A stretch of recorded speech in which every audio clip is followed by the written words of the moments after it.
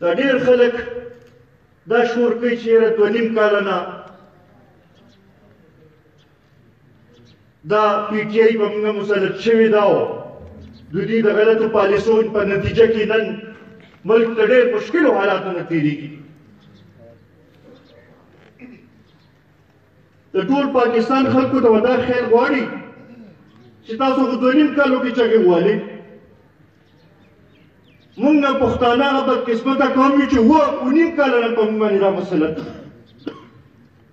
نو په 2.5 کالو کې چې تاسو دا څومره شور کوئ دا سوچ وکړئ چې 9 کاله مخکې په موږ باندې به داسې تېر شوي دي. نو په دغې حوالې سره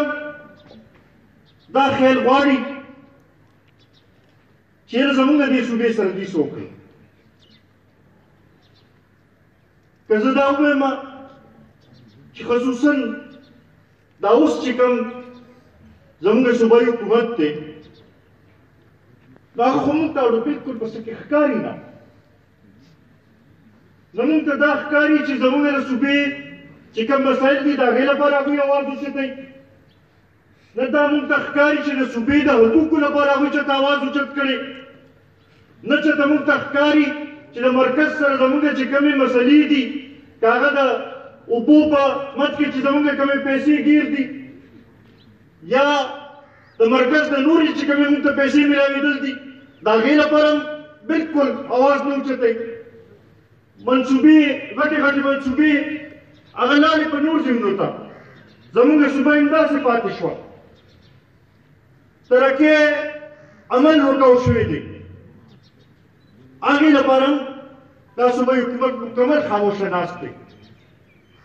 نو په دې جلسې په ذریعې به ټول پاکستان ته دا ښیي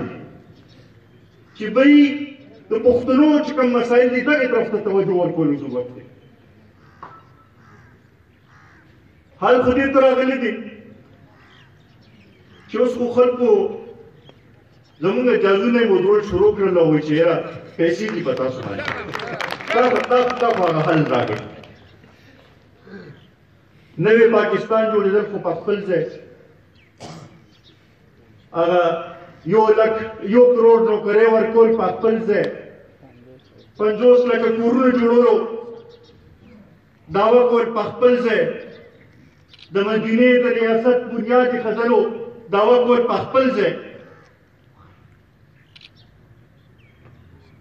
نن که موږ وګورو نو په هر لحاظ سره هر طرف ته مایوسي ده. خارجه پالیسي زموږ ناکامه ده. داخله پالیسي زموږ ناکامه ده. اماشي چې ته وایې چې زه به لا راغلی نه یم چې ټولې قرضې به ختمي. زما خیال د ټولو کې زیاته قرضه د ده په حکومت کې واخیستلې شوه. او بله ورځ مې اخبار کې کتلو نو صرف په ستمبر نه واخله دسمبر پورې دا 3-4 میاشتې چې دي په دې کې $6 اربه قرضه اخیستل شوې ده. د مخکې ډېره مخکې چې حکومتونو به تېرېدل نو 5 کاله کې به هغوی ته $6 اربه ته قرضه ونه رسېده. دا 4 میاشتو کې او 6 میاشتو کې چې دی $6 اربه او 10 اربه قرضه اخیستل کېږي. زه خو هېڅ به کچکول ماتوم هغه خودکشۍ والا خبره به ورته خیر دی نه رایادوم.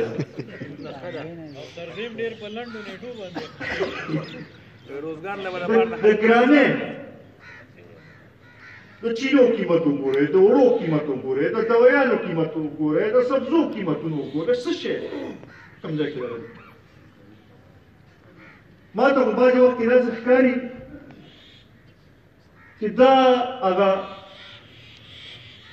څه موده مخکې تاسو کورېدلي وو دلته کې یو ډبل شاره پیدا شي. چاته به وایي چې دومره پیسې را سره دغه کړه او تا ته به دومره میلو شي او تا ته به دومره میلو شي. دې مې راغی دې قوم ته یې داسې داسې دغه وکړل او داسې نتیجه یې ووتله چې هر یو کس اوس په خپل ځای باندې حیران ناست دی چې یاره دا 2 وخته ډوډۍ به خپل بچو له څنګه را پیدا کوم څنګه به دا دغه کړم. دې د ګرانې ډبل شاه دی بلکې د ډبل شاه پلار دی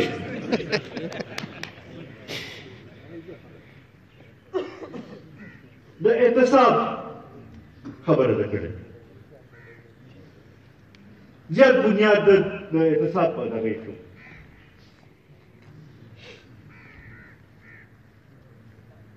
اوس چې مونږ دا تپوس کوو چې ستا پارټۍ ته چې کومې پیسې راغلي دي د هغې لږ اعتصاب کوو د هغې حساب کتاب ته سره کوو نو هغې ته خو تیار نه دي او د نورو د اعتصاب لپاره تیار دی دا د کوم ځای د هغه مدینې د ریاست هغه بنیاد دی چې بهی حکمران چې دی هغه وایي چې زه خپل دغه نه ورکوم خو د نورو سره به زه ګورم بی آر ټي کې څه وشو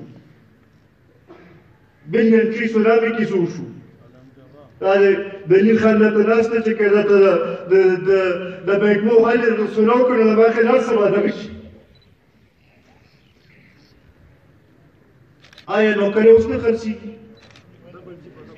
لک روپۍ سکیل دی او که نه دی دو ته ورسېد ګراني زیاته شوه ګراني زیاته شوه دا څه ده دا کوم لحاظ سره دا څومره ټیک روان دي او بل خوا ته چې هغه ګورو وایي هر څه بس ټیک دغه دی او دا سلسله دغه کېږي عمران خان صاحب ته دغه محل نه خپل روزه د وزیر اعظم محل نه روزه دلته کې راشه د دې غریبانو تپوس وکړه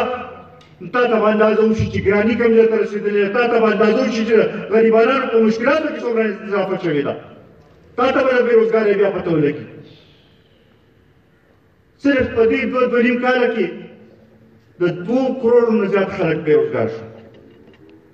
صرف دې دوه نیم کاله کې د تقریبا د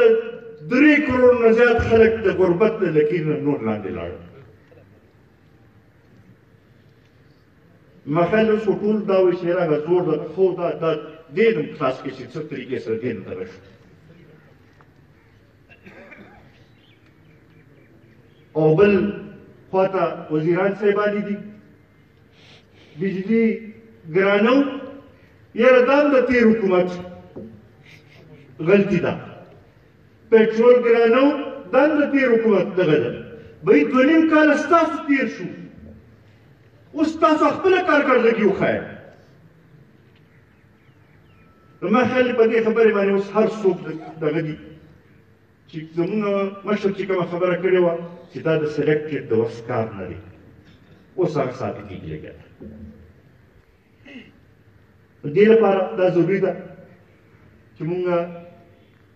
راپاسو او ښه په منظم طریقې سره په دې برسای کې شرکت وکړو خپل طاقت سیاسي قوت مظاهره هم وکړو د شهید وطن حیات محمد خان شیرپو سره د خپل مینې اظهار هم وکړو د ملي رهبر جناب آفتاب احمد خان شیرپو په قیادت باندې د اعتماد اظهار هم وکړو او سره سره پښتنو ته هم دا وښیو چې که نور څوک ستاسو تپوس کوي او که نه کوي د قومي وطن پارټۍ کارکنان د شهید وطن حیات محمد خان شیرپو د کافرې سپایان چې دی هغه به د قوم لپاره اواز به اوچتوي به او د دوی خلک کوي